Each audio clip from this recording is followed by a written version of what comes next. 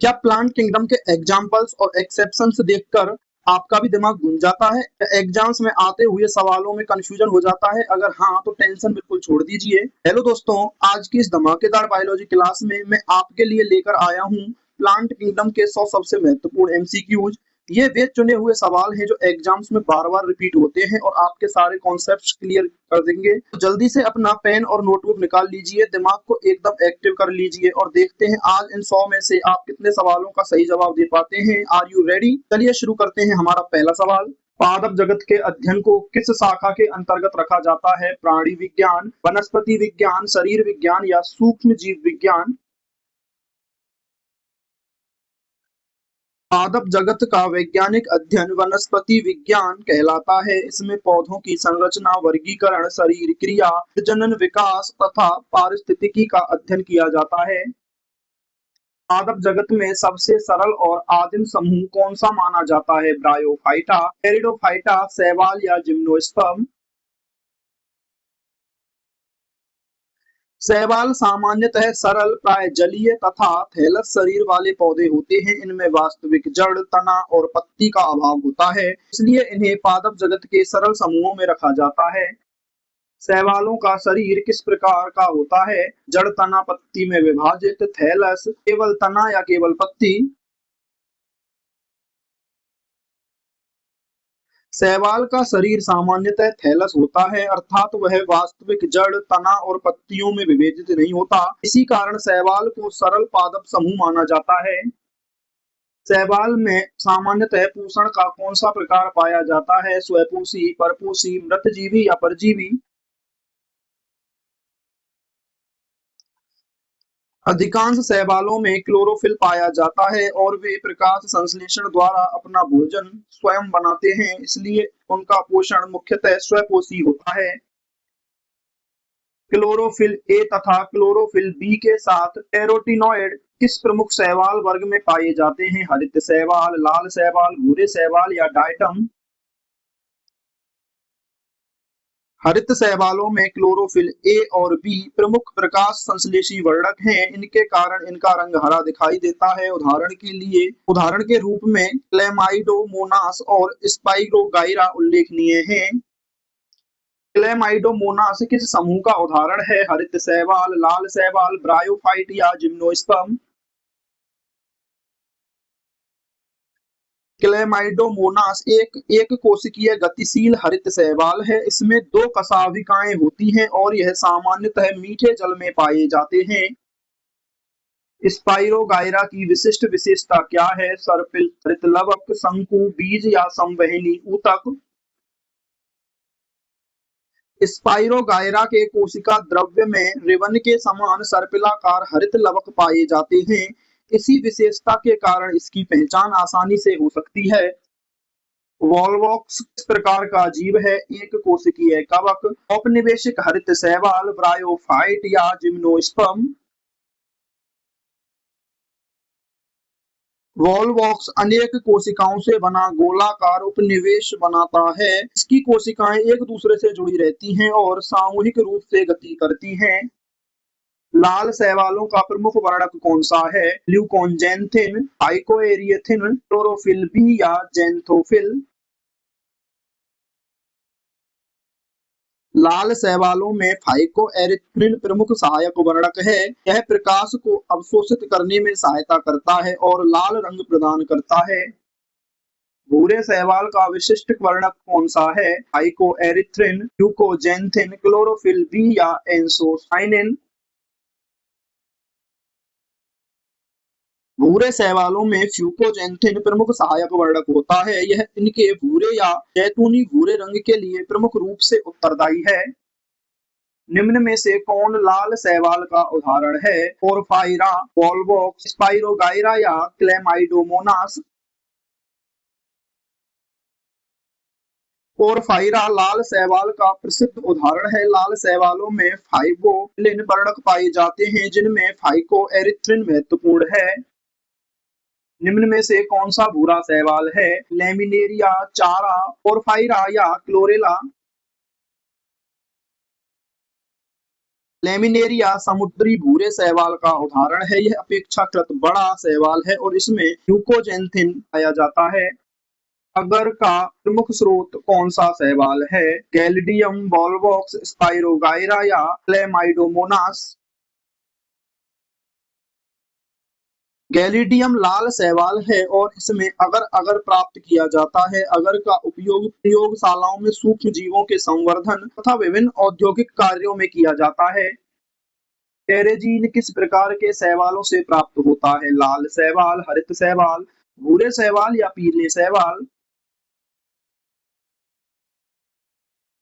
कैरिजीन कुछ लाल शैवालों से प्राप्त होने वाला पदार्थ है। इसका उपयोग खाद्य उद्योग में गाढ़ापन तथा स्थिरता प्रदान करने के लिए किया जाता है।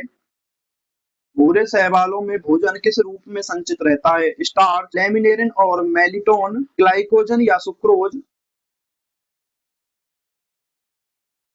भूरे शैवालों में प्रकाश संश्लेषण से बने पदार्थ मुख्यतः लैमिनेरिन और मेलिटोल के रूप में संचित होते हैं। यह हरित शैवालों के स्टार्च संचय से भिन्न होता है।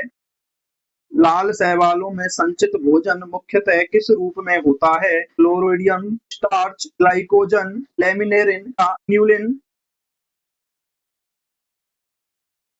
लाल शैवाल में भोजन फ्लोरिडियन स्टार्च के रूप में संचित होता है। यह संरचनात्मक और रासायनिक दृष्टि से सामान्य पौधों में स्टार्च से कुछ अलग होता है। ब्रायोफाइट्स का सामान्यतः क्या कहा जाता है? जल के उभयचर, पादप जगत के उभयचर, बीज पौधे या नग्न बीज पौधे? ब्रायोफाइट्स स्थल पर रहते हैं लेकिन लैंगिक प्रजनन के लिए जल की आवश्यकता होती है। इसी कारण उन्हें पादप जगत के उभयचर कहा जाता है। ब्रायोफाइट्स में वास्तविक जड़ों के स्थान पर क्या पाया जाता है? मूल, रोम, राइजोइड, जाइलम या कॉर्क? ब्रायोफाइट्स में वास्तविक जड़ों का अभाव होता है। उनकी जगह राइजोइड पाए जाते हैं जो पौधे को आधार से चिपकाने तथा कुछ मात्रा में जल और खनिजों के अवशोषण में सहायता करते हैं। ब्रायोफाइट्स में प्रमुख पादप शरीर कौन सा होता है? स्पाइरोफाइट, गैमेटोफाइट, बीज या भ्रूण? ब्रायोफाइट्स में गैमेटोफाइट स्वतंत्र और प्रमुख पीढ़ी होती है। यह युग्मक बनाती है जबकि स्पाइरोफाइट सामान्यतः गैमेटोफाइट पर निर्भर रहता है। मॉस का सामान्य उदाहरण कौन सा है? ट्यूनारिया, पाइनस साइकस या एलाजिनेला? ट्यूनारिया एक मॉस है और ब्रायोफाइट्स के अध्ययन में इसका महत्वपूर्ण स्थान है। इसमें गैमेटोफाइट तथा उस पर निर्भर स्पोरोफाइट दोनों का अध्ययन किया जाता है। मर्चेंटिया किस समूह का उदाहरण है? ब्रायोफाइट, जिम्नोस्पर्म, एंजियोस्पर्म या टेरिडोफाइटा? मर्चेंटिया एक लिवरवर्ट है। इसका थैलस जैसा गैमेटोफाइट शरीर होता है और यह नम छायादार स्थानों में सामान्यतः पाया जाता है। ब्रायोफाइट्स में निषेचन के लिए किसकी आवश्यकता होती है? वायु, जल, मिट्टी या परागणकर्ता?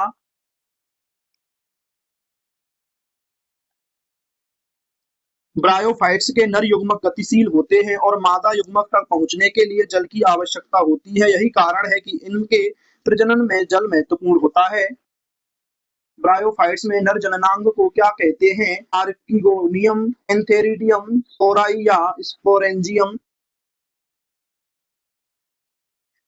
एंथेरिडियम नर जननांग है और इसमें नर युग्मक बनते हैं। इसके विपरीत आर्किगोनियम मादा जननांग है। ब्रायोफाइट्स में मादा जननांग का नाम क्या है? एंथेरिडियम, आर्किगोनियम, माइक्रोस्पोरेंजियम या सोरस? आर्किगोनियम। टेरिडोफाइट्स की प्रमुख विशेषता क्या है? बीज बनाना, संवहनी ऊतकों की उपस्थिति, फूल बनाना या फल बनाना?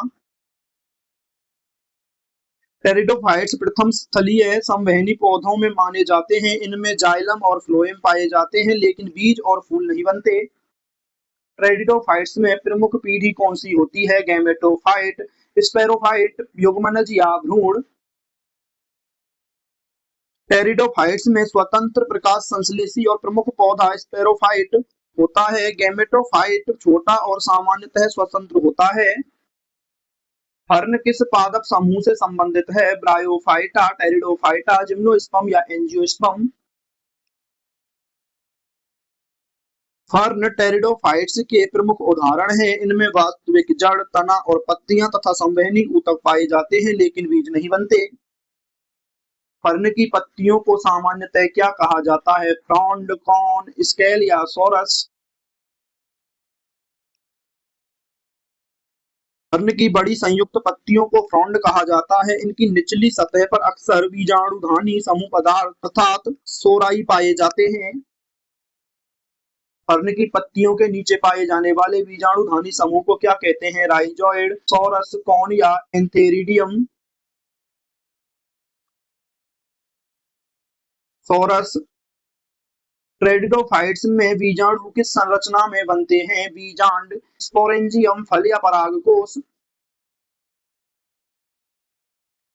स्पोरेंजियम बीजाणु उत्पन्न करने वाली संरचना है। अनुकूल परिस्थितियों में बीजाणु बाहर निकलकर नए गैमेटोफाइट का निर्माण कर सकते हैं।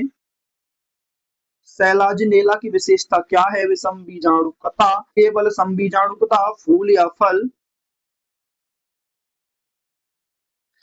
सैलाजिनेला विषम बीजाणुक पौधा है। इसमें दो प्रकार के बीजाणु, सूक्ष्म बीजाणु और महाबीजाणु बनते हैं। यह बीज पौधों के विकास की दिशा में महत्वपूर्ण विशेषता है।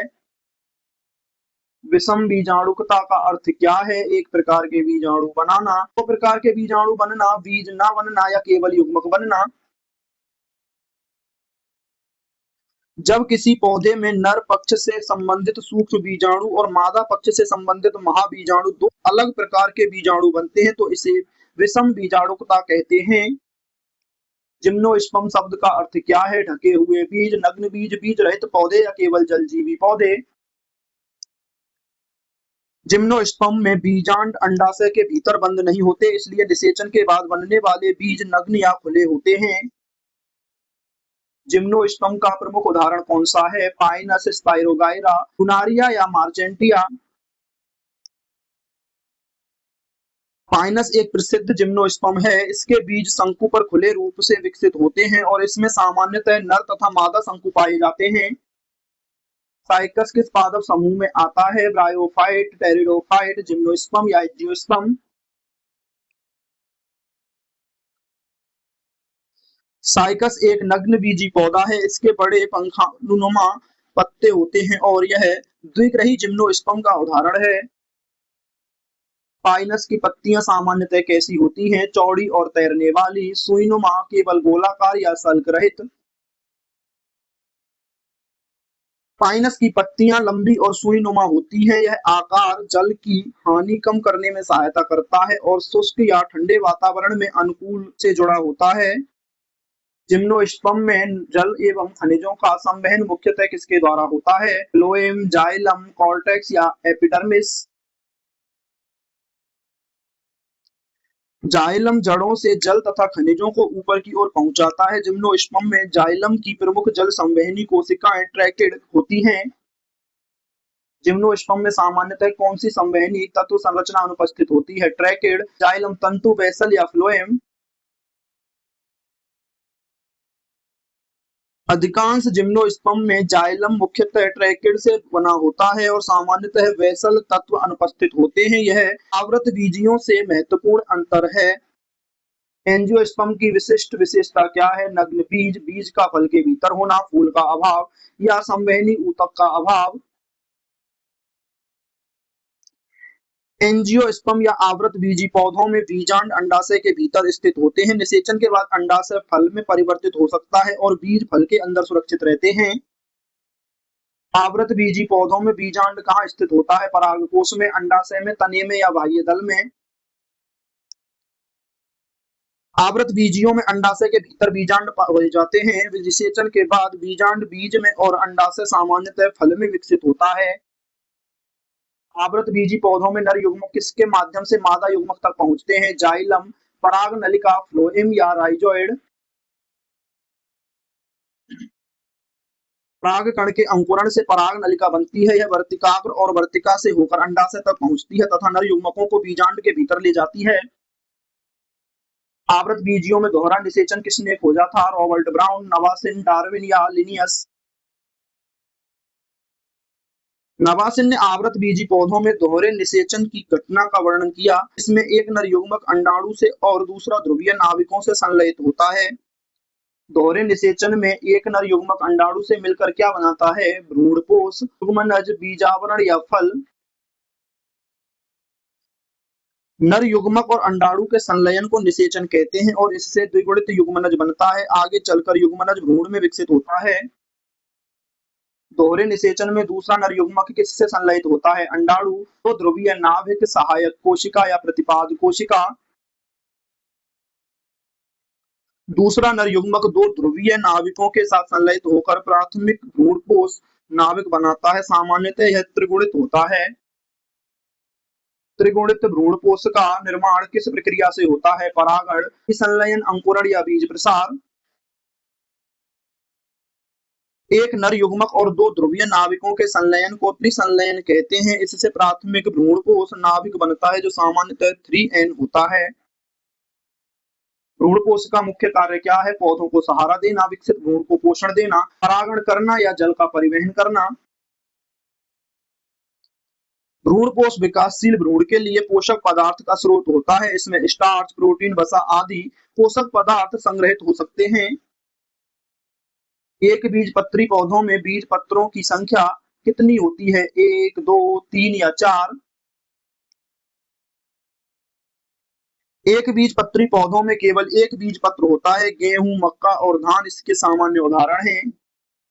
द्विबीजपत्री पौधों में सामान्यतः कितने बीज पत्र होते हैं? 1, 2, 3 या अनेक। द्विबीजपत्री पौधों के भ्रूण में दो बीज पत्र होते हैं। चना, मटर, सरसों और सेम जैसे पौधे इसके उदाहरण हैं। मक्का किस प्रकार का पौधा है? द्विबीजपत्री, एक बीजपत्री, जिम्नोस्पर्म या ब्रायोफाइट। मक्का एक बीजपत्री आवृत बीजी पौधा है। इसमें एक बीजपत्र, समानांतर सिरा विन्यास और सामान्यतः रेशेदार जड़ तंत्र पाया जाता है। चना किस वर्ग का पौधा है? एक बीजपत्री, द्विबीजपत्री, जिम्नोस्पर्म या टेरिडोफाइट। चना द्विबीजपत्री आवृत बीजी पौधा है। इसके बीज में दो बीज पत्र पाए जाते हैं और इसकी जड़ सामान्यतः मुख्य जड़ तंत्र वाली होती है। एक बीजपत्री पौधों में सामान्यतः किस प्रकार का सिरा विन्यास पाया जाता है? जालिकावत, समानांतर, द्विशाखित या चक्राकार। एक बीजपत्री पौधों की पत्तियों में सिराएं सामान्यतः समानांतर होती हैं। मक्का और घासों की पत्तियां इसका अच्छा उदाहरण है। द्विबीजपत्री पौधों की पत्तियों में सामान्यतः कौन सा सिरा विन्यास होता है? समानांतर, जालिकावत, केवल, द्विशाखित या अनुपस्थित। द्विबीजपत्री पौधों में पत्तियों की सिराएं शाखाओं में विभाजित होकर जाल जैसा नेटवर्क बनाती हैं जिसे जालिकावत सिरा विन्यास कहते हैं। एक बीजपत्री पौधों में सामान्यतः किस प्रकार की जड़ होती है? मूसला जड़, रेशेदार जड़, श्वसन जड़ या परजीवी जड़। एक बीजपत्री पौधों में प्राथमिक जड़ जल्दी नष्ट हो जाती है तथा तने के आधार से अनेक समान आकार की जड़ें निकलती हैं। इन्हें रेशेदार जड़ तंत्र कहा जाता है। द्विबीजपत्री पौधों की सामान्य जड़ प्रणाली कौन सी है? रेशेदार, मूसला, वायवीय या परजीवी। द्विबीजपत्री पौधों में भ्रूण की मूलांकुर से मुख्य जड़ विकसित होती है जिससे पार्श्व जड़ें निकलती हैं। इस व्यवस्था को मूसला जड़ तंत्र कहते हैं। पादप जगत में सबसे उन्नत समूह सामान्यतः कौन सा माना जाता है? शैवाल, ब्रायोफाइट, टेरिडोफाइट या एंजियोस्पर्म। एंजियोस्पर्म अत्यधिक विविध और विकसित पादप समूह है। इनमें फूल, फल, बीज, उन्नत संवहनी ऊतक और दोहरा निषेचन जैसी विशिष्ट विशेषताएं पाई जाती हैं। फूल किस समूह की विशिष्ट प्रजनन संरचना है? एंजियोस्पर्म, ब्रायोफाइटा, टेरिडोफाइट या शैवाल। वास्तविक फूल एंजियोस्पर्म की प्रमुख विशेषता है। फूल में पुंकेसर और अंडक जैसी प्रजनन संरचनाएं होती हैं जिनमें नर तथा मादा प्रजनन प्रक्रियाएं होती हैं। परागकण कहाँ बनते हैं? अंडाशय में, परागकोश में, बीजांड में या वर्तिका में। पुंकेसर के परागकोश में सूक्ष्म बीजाणु जनन द्वारा परागकण बनते हैं। परागकण नर गैमेटोफाइट का प्रतिनिधित्व करते हैं। अंडक का कौन सा भाग बीजांड को धारण करता है? वर्तिकाग्र, अंडाशय, परागकोश या दलपुंज। अंडक का निचला फूला हुआ भाग अंडाशय कहलाता है। इसमें एक या अधिक बीजांड स्थित होते हैं जो निषेचन के बाद बीज में विकसित होते हैं। परागण का अर्थ क्या है? युग्मकों का संलयन, पराग कण का वर्तिकाग्र तक पहुंचना, बीज का अंकुरण या फल का निर्माण।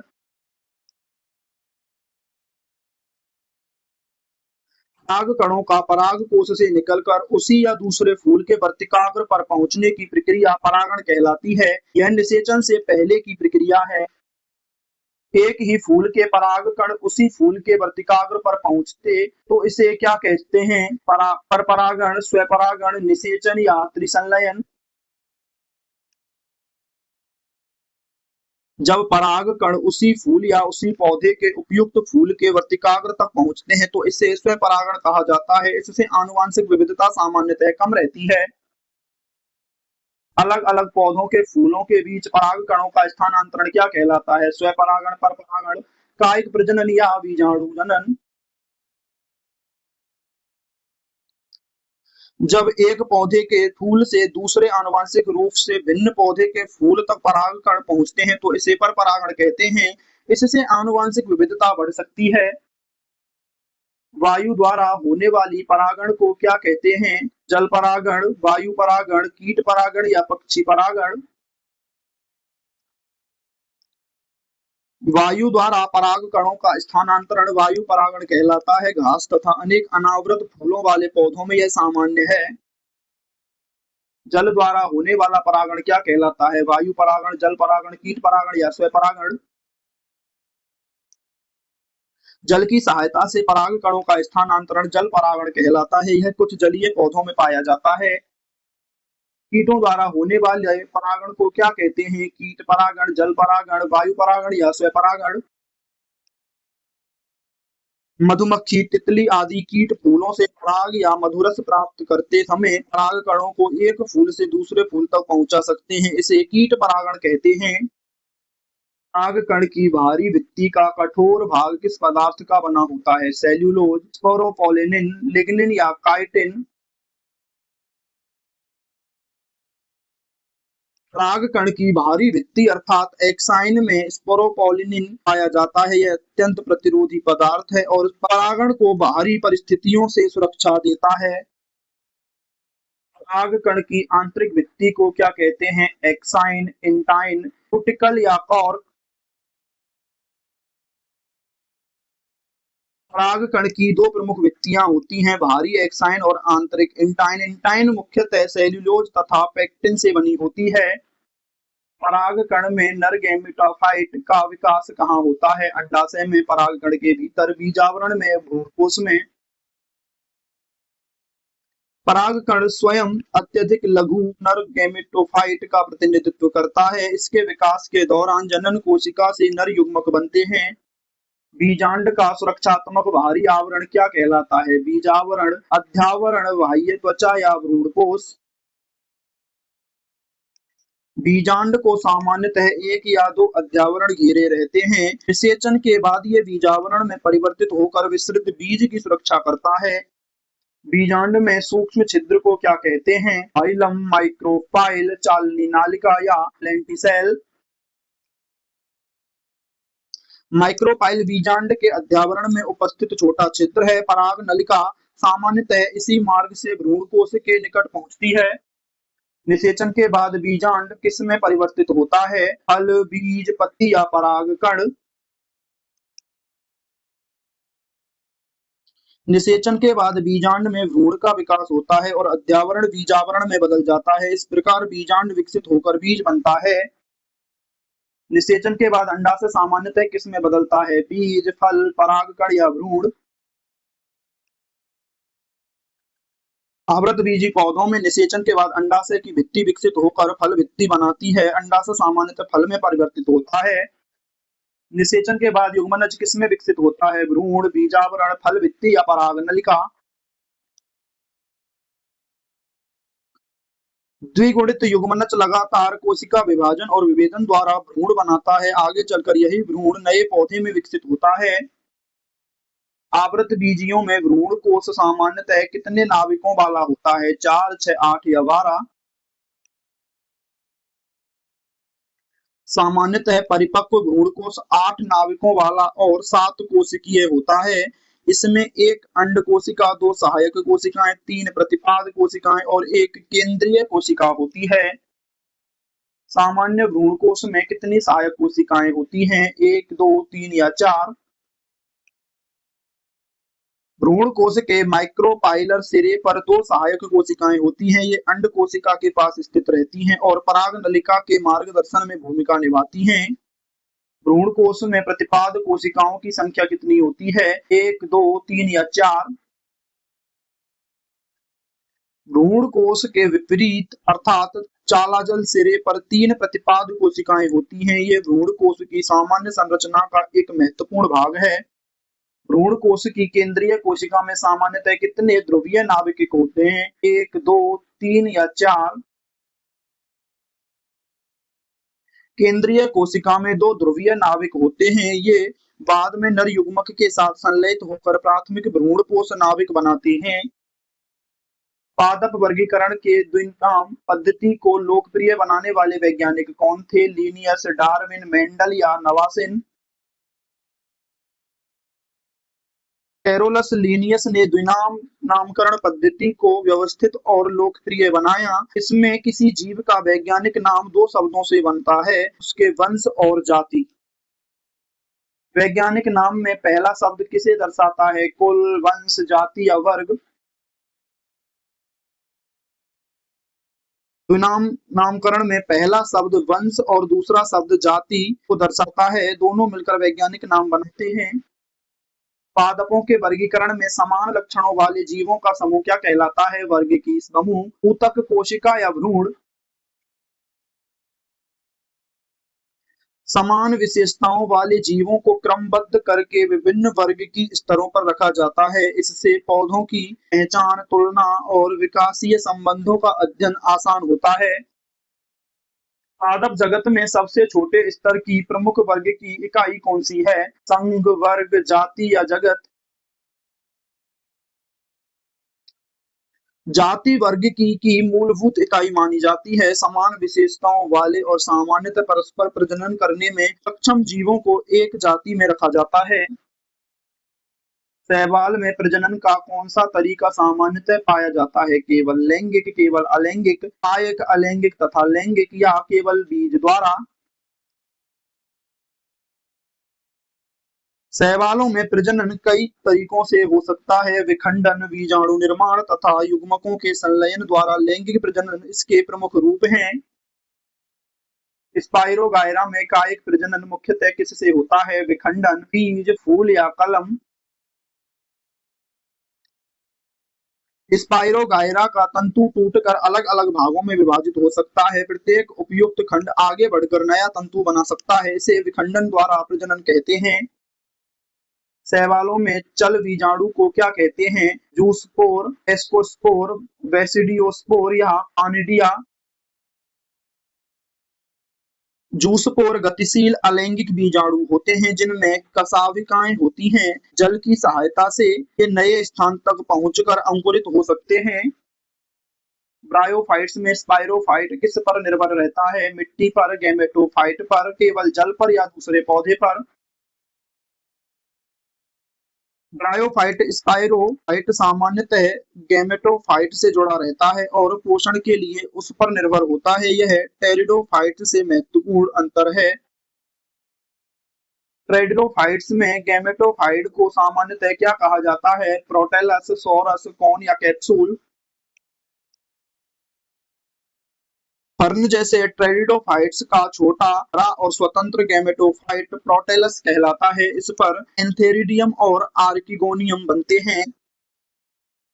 फर्न के प्रोटेलस में कौन सी संरचनाएं पाई जाती हैं? फूल और फल, एंथेरिडियम तथा आर्किगोनियम, बीज और शंकु या केवल परागकोश? प्रोटेलस गैमेटोफाइट होता है तथा इस पर नर तथा मादा जननांग विकसित होते हैं। एंथेरिडियम नर युग्मक तथा आर्किगोनियम अंडाणु उत्पन्न करता है। टेरिडोफाइट्स में निषेचन के लिए जल क्यों आवश्यक है?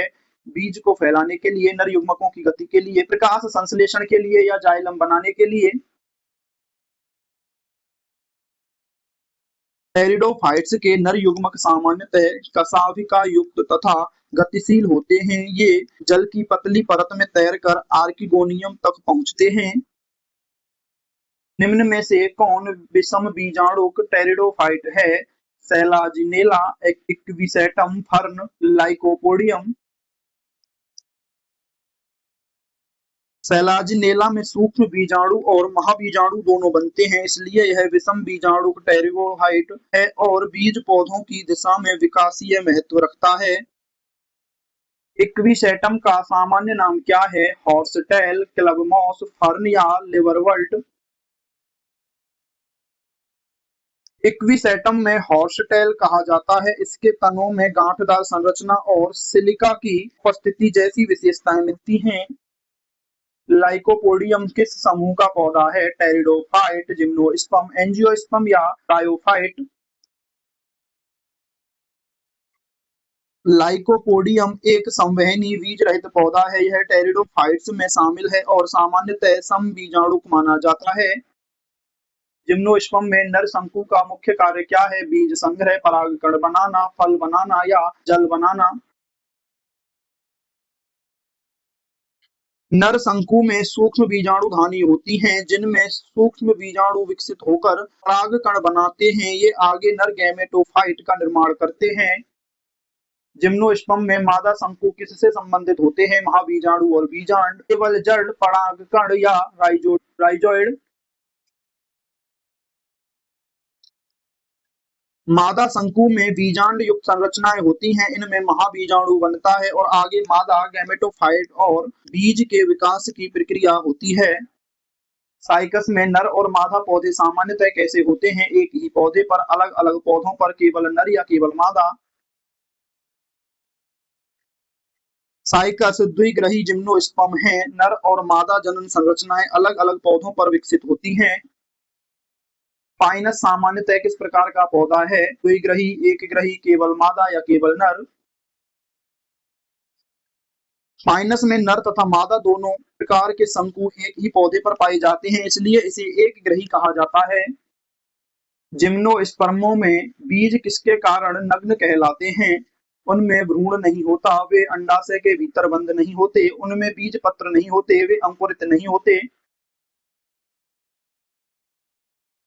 जिम्नोस्पर्म में अंडाशय अनुपस्थित होता है, इसलिए बीजांड और बाद में बनने वाले बीज किसी फल के भीतर बंद नहीं होते। एंजियोस्पर्मों में बीज किस संरचना से सुरक्षित होता है? अंडाशय से बने फल में, राइजोइड में, सोरस में या शंकु में। आवृत बीजियों में बीजांड अंडाशय के भीतर होते हैं। निषेचन के बाद अंडाशय फल में बदलता है और बीज फल के अंदर सुरक्षित रहता है। पादपों में पीढ़ियों का क्रमिक परिवर्तन क्या कहलाता है? कायांतरण, पीढ़ियों का एकांतरण, परागण या अंकुरण। पौधों के जीवन चक्र में गैमेटोफाइट और स्पोरोफाइट पीढ़ियां क्रमशः आती हैं। इस घटना को पीढ़ियों का एकांतरण कहते हैं। गैमेटोफाइट सामान्यतः किस प्रकार का होता है? द्विगुणित, अगुणित, त्रिगुणित या चतुष्गुणित। गैमेटोफाइट बीजाणु से विकसित होता है और सामान्यतः अगुणित होता है। यह माइटोसिस द्वारा नर या मादा युग्मक बनाता है। स्पेरोफाइट सामान्यतः किस प्रकार का होता है? अगुणित, द्विगुणित, केवल त्रिगुणित या एकगुणित। निषेचन से द्विगुणित युग्मनज बनता है और इससे स्पेरोफाइट विकसित होता है, इसलिए स्पोरोफाइट सामान्यतः द्विगुणित पीढ़ी होती है।